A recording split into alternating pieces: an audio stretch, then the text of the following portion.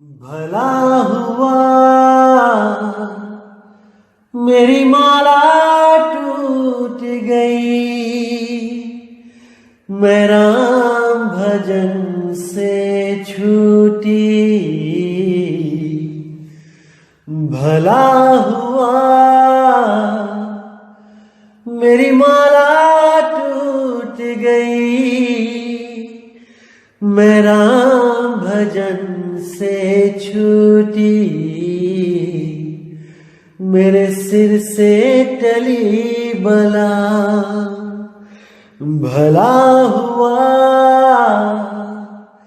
मेरी माला टूट गई, मैं राम भजन से छूटी। मैं राम भजन से छूटी। नमस्कार मेरे प्यारे भाइयों, मेरे परमात्मा के प्यारे जीव हंसों, आप सब मेरे भाइयों को तहे दिल से मेरा शत शत नमन, शत शत प्रणाम। बहुत ही खुशी होती है जब आप मेरे भाई मुझे मैसेज करके बताते हैं कि आपको हर चीज समझ में आने लगी है और हर चीज बिल्कुल क्लियर होती जा रही है। बहुत खुशी होती है जब ऐसा आप लोग मुझसे बोलते हैं। तो मुझे लगता है कि मेरा यहां सत्संग करना सफल हो गया है और अब मुझे 1% भी संदेह नहीं है कि कोई आपको भ्रमित कर पाएगा। अब कोई भी नहीं कर सकता। अगर आपने अच्छी तरह ये ज्ञान समझ लिया तो मेरे भाई स्वयं काल भगवान भी आके आपको भ्रमित करने लग जाए, आपको कोई भ्रमित नहीं कर सकता। लेकिन आपके विवेक की तलवारें निकली होनी चाहिए। अगर आपने उन तलवारों में जंग लगा दिया तो मेरे भाई कोई भी लूट के चला जाएगा, कोई भी भ्रमित कर देगा। तो इसलिए अपने विवेक की तलवारें तिखी करके रखो और कोई भी अज्ञान आता है उसको काटते चले जाओ। तो आज जो हम वाणी क्लियर करेंगे बहुत बहुत बहुत ज्यादा इंपॉर्टेंट है। अगर आपने इस वाणी को समझ लिया तो मेरे भाई 90% गुरुओं से आपका पीछा छूट जाएगा। ये जो अधूरे गुरु जो नाम देते हैं, जो सिमरन मंत्र देते हैं, जो ध्यान का क्रिया बताते हैं, ये सब अधूरे गुरु आपके जीवन से आज ही निकल जाएंगे अगर आपने इस मूल ज्ञान को सही से समझ लिया तो मेरे भाई एक एक अक्षर पर पूरा विचार करना है, पूरा विवेक लगा देना है, तभी आप इस चीज को समझ पाओगे जो मैं आज आपको समझाने जा रहा हूं। क्योंकि जैसा आपने देखा है कि कई यूट्यूब चैनल आ गए हैं हमारे खिलाफ मैदान में और उल्टा सीधा ज्ञान प्रचार करके गुरुओं के खिलाफ बोल के, गुरु धारण करने के खिलाफ बोल के, केवल पुस्तकों में ही आपको उलझाया जा रहा है कि ये पुस्तक पढ़ लो ज्ञानी हो जाओगे, वो पुस्तक पढ़ लो ज्ञानी हो जाओगे। अरे कबीर साहब ने बोला, पोथी पढ़ पढ़ जगमुआ, भयो न पंडित कोय, एक आखर प्रेम का, पढ़े सो पंडित होए। यहां पे भी 2.5 आखर प्रेम का बना दिया इन लोगों ने, क्योंकि 2.5 आखर सिद्ध करना था सोहंग, कि सोहंग ही वो 2.5 अक्षर है जो कबीर साहब कहते हैं। तो आज इस सोहंग का पूरा भेद खोला जाएगा। जितना मैं खोल सकता हूं आज खोलूंगा और आने वाली ऑडियोज में भी, आने वाले सत्संगों में मैं खोलता ही जाऊंगा। आप लोगों ने अच्छी तरह समझ लेना है कि क्या बताया जा रहा है, और अगर आपने इसको समझ लिया तो हर चीज क्लियर हो जाएगी मेरे भाई। तो क्या कहती है वाणी? झांझरी दीप कथा अर्थाई, झंग नाम ले ध्यान धराई। अनहद बाजे जम को थाना, पांच तत्व करी हैं घमसाना। पांचों तत्व गुफा में जाई, नाना रंग करे तहां भाई। पांचों तत्व करे उजियारी, उठे जंग गुफा में भारी। जब सोहंगब जीव तन छाड़े, तब कहो झंग कवन विधि माड़े। झांझरी दीप काल रचि राखा, झंग हंग दो काल की शाखा। देखिए यहां कितना क्लियर है, अगर आप समझेंगे तो एक एक चीज समझ में आएगी। तो यहां कबीर साहब कहते हैं कि झांझरी दीप कथा अर्थाई, ये जितने भी अधूरे गुरु होंगे ये झांझरी द्वीप, यानी ये जो हमारी खोपड़ी के अंदर का हिस्सा होता है, जो सुषुम्ना नाड़ी से शुरू होता है, भंवर गुफा से आगे तक जाता है, जो अंदर का जो कुछ भी है वो झांझरी दीप के ही अंडर आ जाता है। तो कहते हैं कि जो गुरु इंगला पिंगला सुषुम्ना के रास्ते से ध्यान लगवाते हैं, कोई प्राण योग करवाते हैं, श्वासों पे ध्यान लगवाते हैं, श्वासों से जो आवाज आती है झंग झंग की, इसी को हंग हंग कह देते हैं, कई लोग सोहंग कह देते हैं, कई लोग कोहंग कह देते हैं। तो इसी के ऊपर जो लोग ध्यान धरवाते हैं उनके बारे में भेद खोला जा रहा है कि झांझरी दीप कथा अर्थाई, झंग ला नाम ले ध्यान धराई। कि वो झंग नाम से यानी पवनों का, पवन की जो आवाज है उसी में जीव को उलझा देते हैं। अनहद बाजे जम को थाना, पांच तत्व करी है घमसाना। ये जितने भी गुरु हैं जो पांच धुनों की बात करते हैं, ये अनहद की बात करते हैं, ये पांच तत्व हैं भाई। यही पांच तत्व आपस में झनकार पैदा करते रहते हैं। इसी झनकार को अनहद नाद बोला जाता है। इसी को बोला गया है कि अनहद बाजे जम को थाना, यानी वो यमराज का थाना है, वो परमात्मा का घर दर नहीं है। अनहद बाजे जम को थाना, पांच तत्व करी हैं घमसाना। पांचों तत्व गुफा में जाई, नाना रंग करे तहां भाई। यही पांचों तत्व के अलग अलग प्रकाश हैं, जो अलग अलग रूहानी मंडल बन के सामने आ जाते हैं। जो गुरु पांच रूहानी मंडल, पांच प्रकाश, पांच नाद में उलझाते हैं, उनके लिए ये कबीर साहब की वाणी एक बहुत ही अच्छा सबक है। अच्छी तरह समझ जाओ और अपना रास्ता बदल दो, नहीं तो खुद तो जाएंगे ही जाएंगे और अपनी संगत को भी काल के मुंह में लेके चले जाएंगे। तो आगे कहते हैं, पांचों तत्व करे उजियारी, उठे जंग गुफा में भारी।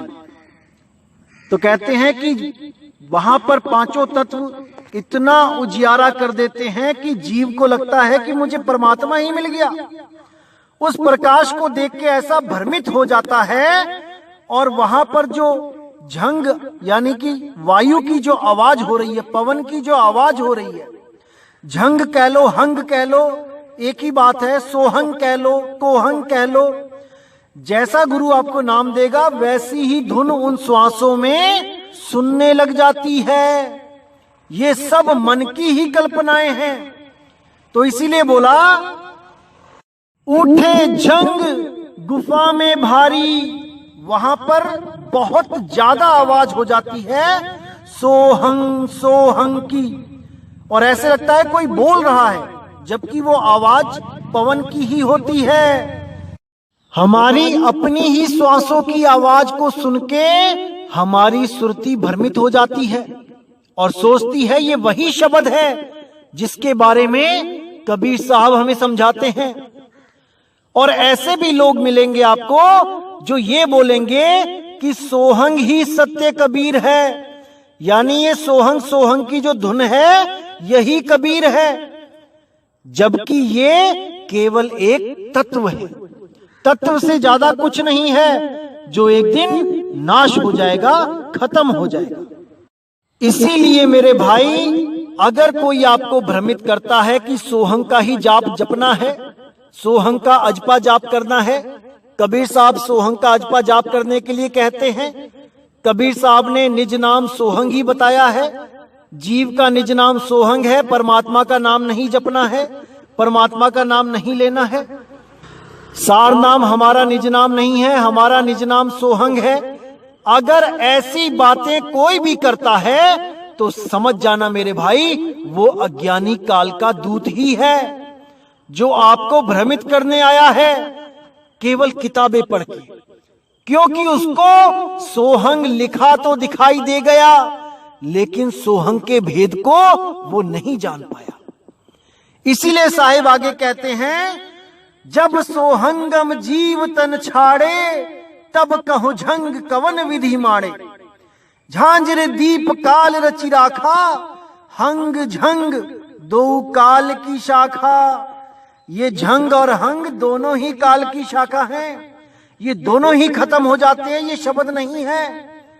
तो जब सोहंगम जीव यानी वो सुरती जब शरीर को छोड़ेगी, तब कहो झंग कवन विधि मांडे, तब ये झंग कहां रह जाएगा, तब ये सोहंग नाद कहां रह जाएगी, तब ये पवन कहां रह जाएगी, तब कहां ये जीव ध्यान लगाएगा।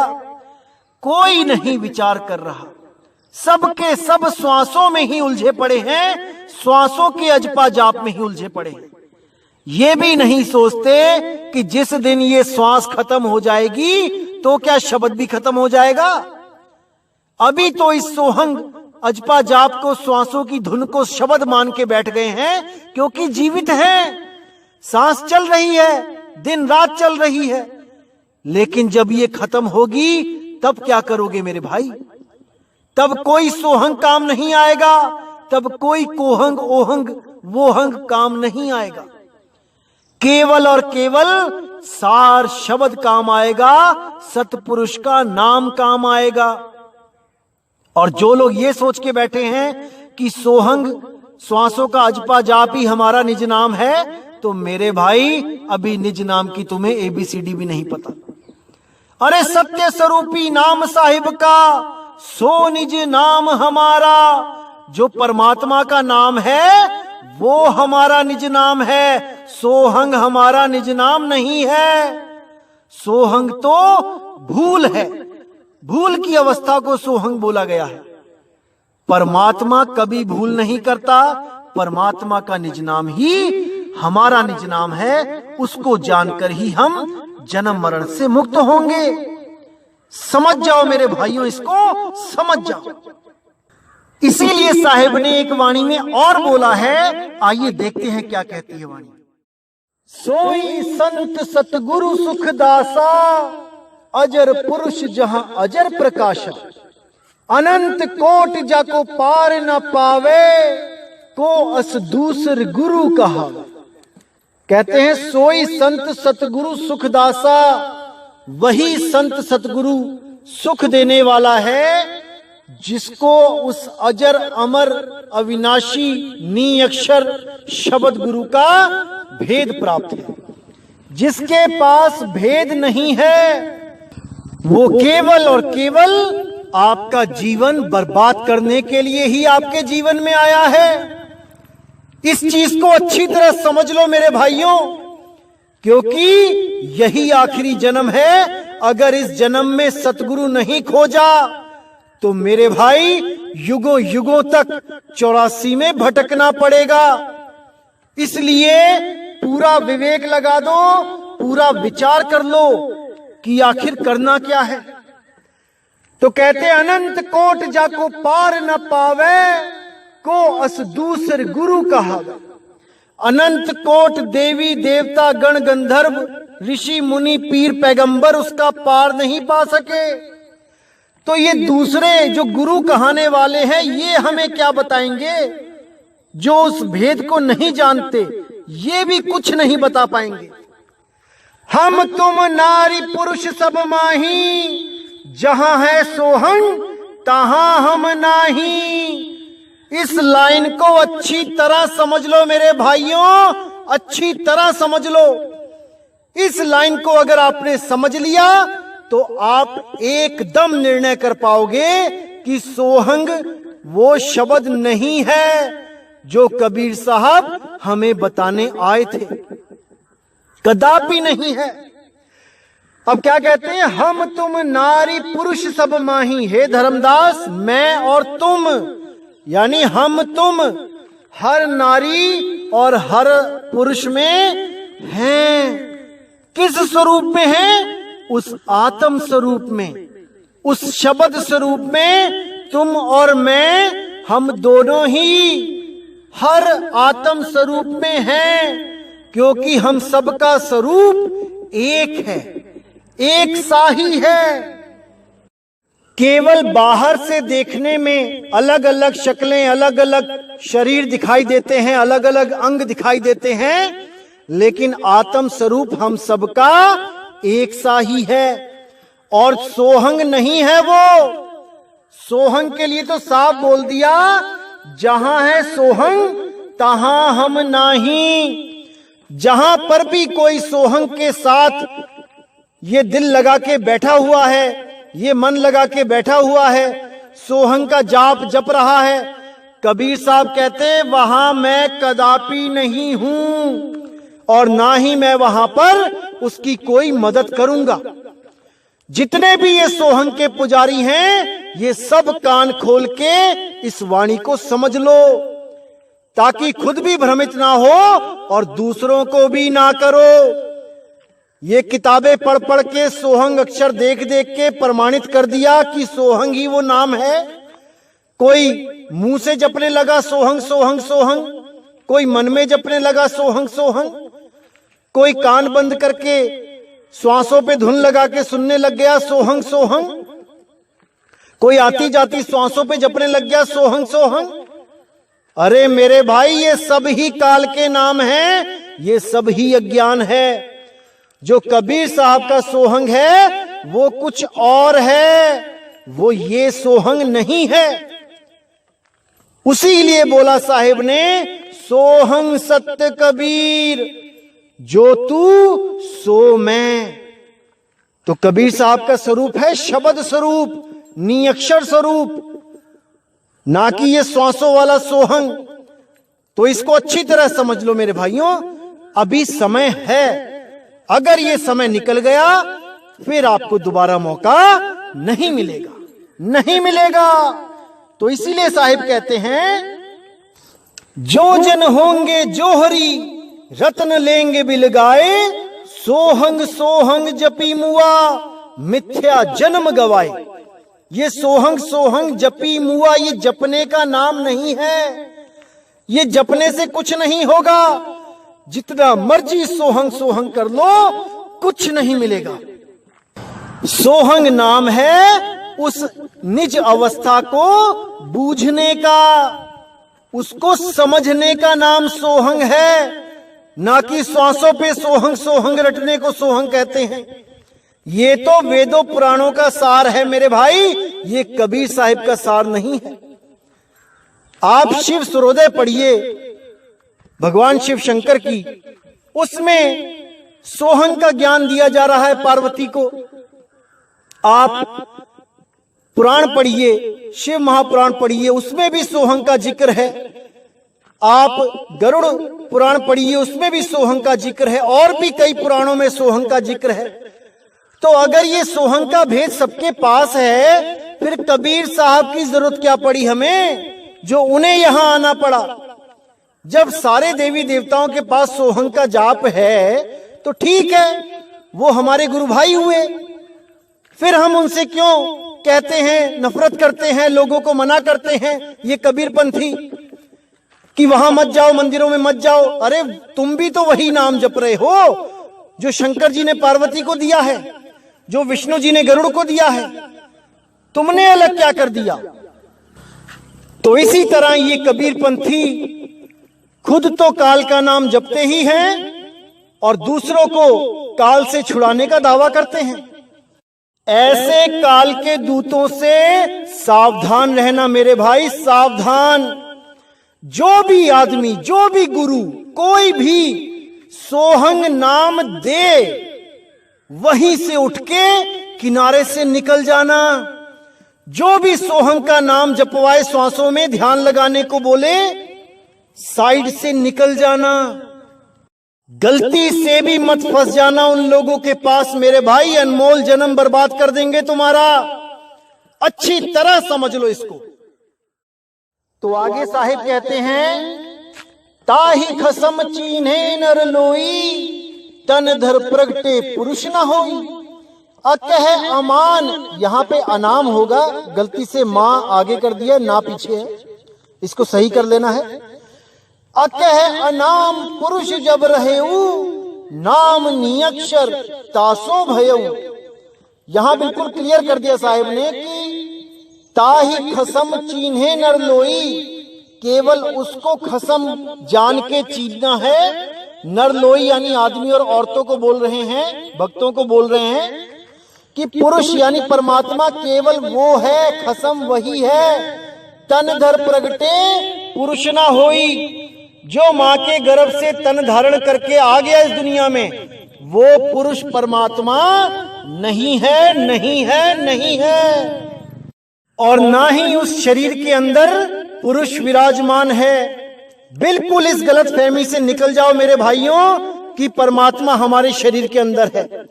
बिल्कुल नहीं। जो गर्भ से आ गया शरीर, वो परमात्मा को लेके नहीं आ गया इस दुनिया में।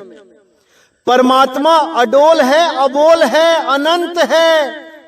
परमात्मा कभी गर्भ से होकर नहीं आता। तो इसको अच्छी तरह समझ जाना है मेरे भाई।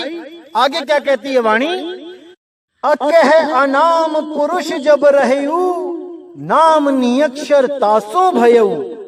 ताही नाम को सुमरे कोई, सुर नर मुनि इंद्री बस सोई। तो कहते हैं अकह अनाम पुरुष जब से है, तब से ही उसका नियक्षर नाम है। वो अक्षरों में नहीं है कि वो कोई हिंदी, पंजाबी, उर्दू, फारसी का अक्षर है। बिल्कुल नहीं। वो शुरू से ही नियक्षर है, उसका कोई अक्षरों में नाम नहीं है। ये तो हम इंसानों ने अपनी अपनी भाषाओं को डेवलप करके, नई नई भाषाओं को क्रिएट करके उसके अनंत नाम रख दिए हैं, लेकिन वो इन सब नामों से परे है। वो हर नाम से परे है। तो उसके लिए बोला गया है, ताही नाम को सुमिरै कोई, जो भी उस नाम का सिमरन करेगा केवल वही पार होगा। सुर नर मुनि इंद्री बस होई, लेकिन सुर नर मुनि ये सब इंद्री के वश पड़ गए और उस नी अक्षर नाम को कोई चीन नहीं पाया। अधर प्याला पियरस सांचा, जो अधर प्याला है उसी को पीना है, वही सांच है। जो उस अधर प्याले को नहीं जानता, जो उस अधर प्याले को नहीं समझता, वो कभी जन्म मरण से पार नहीं जा सकता। वो इससे परे हो ही नहीं सकता, क्योंकि इसी अधर प्याले को अधर द्वीप बोला गया है। और जो अधर द्वीप के बारे में नहीं जानता, वो कभी भी सूरत को मुक्त नहीं कर सकता, क्योंकि ये सूरत का निज स्थान अधर द्वीप ही है, जहां से साहिब हमें समझाने के लिए आते हैं। अधर द्वीप तहां गगन गुफा में, है निज वस्तु सारा, ज्योत स्वरूपी अलख निरंजन, धरता ध्यान हमारा। ये जितने भी लोग हमारे खिलाफ बोलते हैं यूट्यूब चैनल पे, आप इनसे पूछो कि क्या है वो अधर द्वीप जहां पर पहुंच के हमें मोक्ष होगा, मुक्ति मिलेगी। इन लोगों को कोई जवाब नहीं आएगा, क्योंकि ये सब के सब इस शरीर में ही उलझे हुए हैं, इन श्वासों में ही उलझे हुए हैं। ये नहीं जान सकते कि अधर द्वीप क्या होता है, क्योंकि ये केवल वही जानता है जिसको सतगुरु बंदी छोड़ कबीर साहब ने आके लखाया हो। नहीं तो कोई नहीं जान सकता कि अधर किसको कहा जाता है। तो मेरे भाई, विवेक लगाना है, पूरा सोच समझ के निर्णय लेना है। बहुत बहुत बहुत जरूरी है इस जन्म में गुरु बनाना। बिना गुरु धारण किए बिना चरणामृत लिए, बिना यूनिफॉर्म पहने आप स्कूल में एडमिशन नहीं ले पाओगे। स्कूल में एडमिशन नहीं लोगे तो पढ़ाई पूरी नहीं होगी और वापस के वापस इसी जन्म मरण में आना पड़ेगा, चाहे एक कान से सुन लो चाहे दूसरे कान से। लेकिन बिना गुरु धारण किए मुक्ति नहीं मिलेगी, नहीं मिलेगी। कितना ही किताबों से पढ़ के सोहंग सोहंग सोहंग जपते रहो, वो सब समय बर्बाद हो रहा है। क्योंकि कुछ लोग सोचते हैं कि हम जबरदस्ती मन को कंट्रोल कर लेंगे, इंद्रियों को वश में कर लेंगे, काम से दूर हो जाएंगे, बढ़िया खाने पीने से दूर हो जाएंगे, भोगों से दूर हो जाएंगे तो हम मुक्त हो जाएंगे। ऐसा कदापि नहीं होगा मेरे भाई। बड़े बड़े ऋषि मुनि, ऋषि पराशर 21,000 साल तक अपने मन को, अपनी इंद्रियों को रोक के बैठा रहा। लेकिन उसके बाद क्या हुआ? एक मल्लाह की लड़की के साथ भोग किया। क्यों किया? क्योंकि उसके पास सार शब्द की साधना नहीं थी। अगर उसके पास सार शब्द होता तो वो मुक्त होता। तो केवल इंद्रियां कंट्रोल करने से मुक्ति नहीं मिलती। कोई सोचे कि किताब में से सोहंग नाम जपने लग जाओ और इंद्रियों को कंट्रोल कर लो, मुक्ति मिल जाएगी। असल में मुक्ति हमें शब्द देता है, क्योंकि ये मन भोग का भूखा है, विलास का भूखा है, ये सुख का भूखा है। इस मन को जब इंद्रियों के सुख से ज्यादा उस शब्द गुरु में सुख की अनुभूति होगी, तब अपने आप ये इन विषय विकारों को त्याग देगा। जबरदस्ती करने से ये कभी नहीं त्यागता, ये स्लीप मोड में चला जाता है। ये आपको भ्रमित करेगा कि हां तेरे विकार छूट गए हैं, तुझे किसी गुरु की जरूरत नहीं है, तुझे किसी सार शब्द की जरूरत नहीं है। लेकिन समय आते ही ये एक वायरस की तरह पूरे शरीर में फैल जाता है। देखने में वायरस एक निर्जीव लगता है कि इसमें कोई जान नहीं है, लेकिन जैसे ही ये किसी जीवित प्राणी के कांटेक्ट में आता है, वो दुगनी स्पीड से डबल होने लग जाता है। 1 से 2, 2 से 4, 4 से 8, 8 से 16, 16 से 32 ऐसे मल्टीप्लाई होने लग जाता है और पूरे शरीर में फैल के शरीर का सत्यानाश कर देता है। इसी तरह ये मन भी कभी एक्टिव मोड और कभी साइलेंट मोड में रहता है। कभी ये विचारों के पुलंदे बांटता ही रहता है, विचारों की बाढ़ ले आता है, और कभी ये निर्विचार होकर संत महात्मा बन बैठता है। आपको लगेगा कि मैं निर्विचार हो गया हूं, अब मेरे अंदर कोई विचार ही नहीं आ रहा है, अब मेरे अंदर कोई तृष्णा ही बाकी नहीं है। लेकिन ये बीज रूप में सबके अंदर छिपा रहता है, और जैसे ही इसको खाना पीना मिलता है, यानी पानी हवा मिलती है इस बीज को, ये अंकुरित होके फिर से एक पेड़ खड़ा कर देता है। और ये ऐसे करता है कि जीव को समझ भी नहीं आता कि हो क्या गया। तो इसीलिए मेरे भाई, इस मन को हल्के में नहीं लेना है। बड़े बड़े ऋषि मुनियों का इसने कुछ नहीं छोड़ा, हम और आप तो क्या चीज हैं। इसलिए सबसे पहले हमारे पास हथियार होना चाहिए जिससे हम मन का मुकाबला करेंगे, और उस हथियार का नाम है सार शब्द। इसीलिए साहिब ने बोला, सार शब्द गही बाची हो मानो एतबारा, अक्षर पुरुषिक पेड़ है निरंजन वाकी डारा। कि बिना सार शब्द के कोई नहीं बचेगा, सब के सब धराशाही हो जाएंगे, आज नहीं तो कल होंगे। लेकिन कोई इस गलतफहमी में ना रहे कि मैं सोहंग सोहंग जब के मुक्त हो जाऊंगा, मेरा मन कंट्रोल हो जाएगा, ये काल मुझे छोड़ देगा। बिल्कुल नहीं छोड़ा जाएगा मेरे भाई। यम के दूत लेने आएंगे। केवल और केवल सार शब्द के द्वारा ही आप इस काल जाल से निकल सकते हो, आप बच सकते हो। अगर आपके पास सार शब्द है, और अगर यम के दूत लेने भी आते हैं तो आप केवल उसका सिमरण करो, ये सब यम के दूत ऐसे गश खा के गिर जाएंगे जैसे उसमें जान प्राण ही ना हो। क्योंकि सारी ताकत सार शब्द देता है। जब आपने उस ताकत को अनुभव कर लिया तो आप भी सार शब्द जितने ही बलवान हो जाते हो, आप में भी उतनी ही ताकत हो जाती है। इसीलिए साहिब ने बोला, सार शब्द आए जेही विधि हाथा, तेही विधि काल नवावे माथा। वो काल आपको भी माथा टेक देगा अगर आपके पास सार शब्द है तो। उसी सार शब्द की महिमा गाते हुए गरीबदास जी ने बोला, सतगुरु जो चाहे सो करही, 14 कोट दूत जम डरही, ऊत भूत जम त्रास निवारे, चित्रगुप्त के कागज फाड़े। जब वो सार शब्द आता है तब कोई भी आपका लेखा जोखा ले ही नहीं सकता। आप सब कर्म बंधनों से मुक्त होकर केवल और केवल सार शब्द में ध्यान लगाते हैं और सदा के लिए, हमेशा के लिए इस जन्म मरण से मुक्त हो जाते हैं। यही उस बंदी छोड़ सार शब्द की महिमा है मेरे भाई। सार शब्द ही सतपुरुष है। सार शब्द सतपुरुष कहाया, ये मूर्ख जीव समझ नहीं पाया। वही सार शब्द स्वयं सतपुरुष है, ना कि कोई आपके कान में फूंक मार के कह दे कि मैंने सार शब्द आपके शरीर के अंदर एंटर कर दिया है। अरे एक तरफ तो किताबें छापते हैं कि सार शब्द सतपुरुष कहाया, उसके बाद कान में से फूंक मार के कहते हैं ये सार शब्द दे दिया। क्या सतपुरुष को आपने कान में से एंटर करवा दिया?